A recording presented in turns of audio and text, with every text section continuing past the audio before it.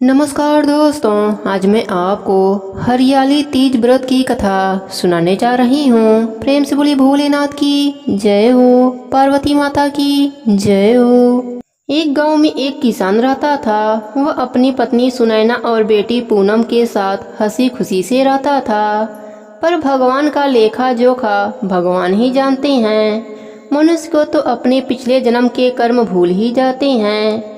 भगवान किसको उठा लें यह तो व्यक्ति के मरने के बाद पता चलता है। इसी तरह सुनैना के साथ भी हुआ।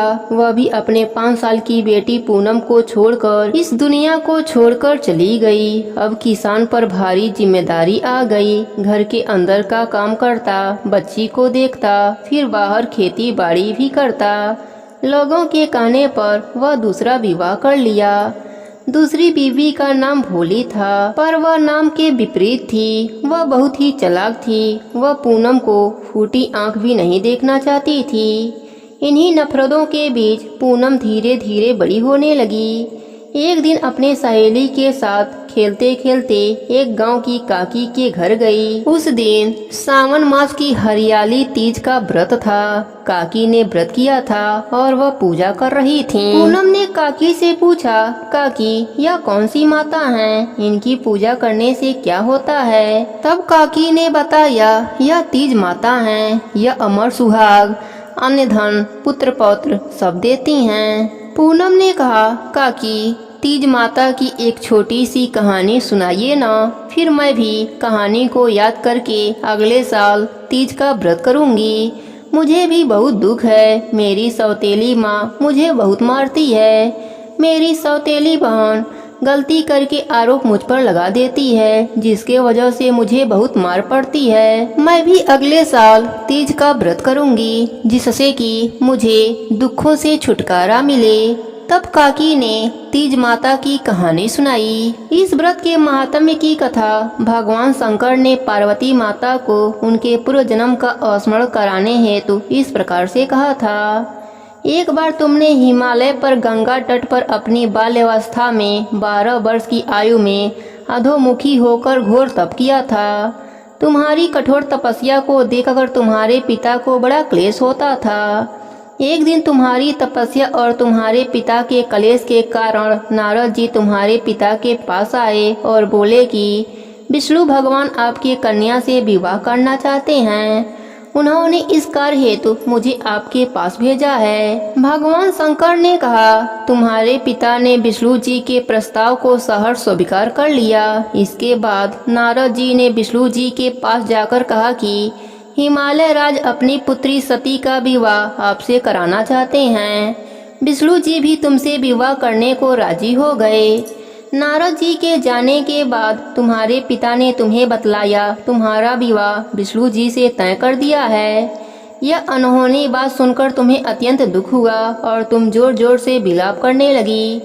एक अतरंग सखी के द्वारा विलाप का कारण पूछने पर तुमने सारा वृतांत सखी को बता दिया। मैं शंकर भगवान से विवाह के लिए कठोर तप कर रही हूँ। उधर हमारे पिताश्री विष्णु जी के साथ मेरा संबंध करना चाहते हैं। क्या तुम मेरी सहायता करोगी? नहीं तो मैं अपने प्राण को त्याग दूंगी। तुम्हारी सखी बड़ी दूरदर्शी थी। वह तुम्हें एक घनघोर जंगल में ले गई। इधर तुम्हारे पिता तुम्हें घर में न पाकर बहुत चिंतित हुए। वह सोचने लगे, मैं विष्णु जी से इसका विवाह करने का वचन दे चुका हूँ। वचन भंग की चिंता से वह मूर्छित हो गए। चारों तरफ तुम्हारी खोज होती रही और तुम अपनी सहेली के साथ नदी के तट पर एक गुफा में मेरी तपस्या करने में लीन हो गई। शुक्ल पक्ष की तृतीया को हस्त नक्षत्र में तुमने रेत का शिवलिंग स्थापित करके व्रत किया और पूजन तथा रात्रि जागरण भी किया। तुम्हारी इस कठिन तप से मेरा आसन डोलने लगा। मेरी समाधि टूट गई। मैं तुरंत तुम्हारे पास पहुंचा और वर मांगने का आदेश दिया। तुम्हारी मांग तथा इच्छा अनुसार तुम्हें मुझे अर्धांगिनी के रूप में स्वीकार करना पड़ा। तुम्हें वरदान देकर मैं कैलाश पर्वत पर चला आया। प्रातः होते ही तुमने पूजा की समस्त सामग्री को नदी में प्रवाहित करके अपने सहेली सहित व्रत का पारण किया। उसी समय तुम्हें खोजते हुए हिमालय राज उस स्थान पर पहुंच गए। बिलखते हुए तुम्हारे घर छोड़ने का कारण पूछने लगे। तब तुमने उन्हें बतलाया कि मैं शंकर भगवान को पति रूप में वरण कर चुकी हूँ, परंतु आप मेरा विवाह विष्णु जी से कराना चाहते थे, इसलिए मुझे घर छोड़कर आना पड़ा। मैं अब आपके साथ घर इसी शर्त पर चल सकती हूँ कि आप मेरा विवाह विष्णु जी से न करके भगवान शिव जी से कराएंगे।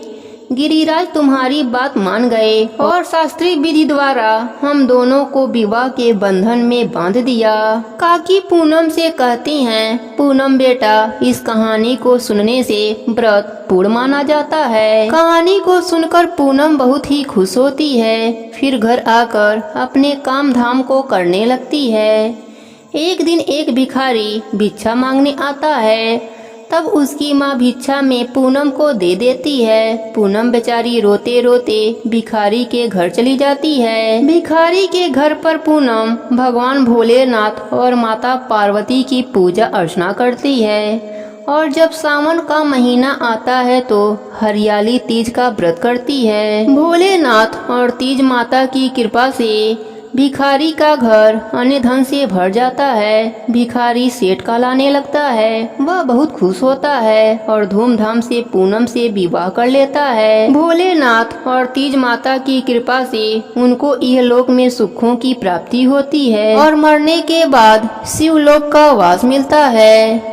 हे माता पार्वती, हे भोलेनाथ, जैसे आपने पूनम पर अपनी कृपा करी, वैसे ही अपने सभी भक्तों पर अपनी कृपा बनाए रखना, सबके व्रत को पूर्ण करना।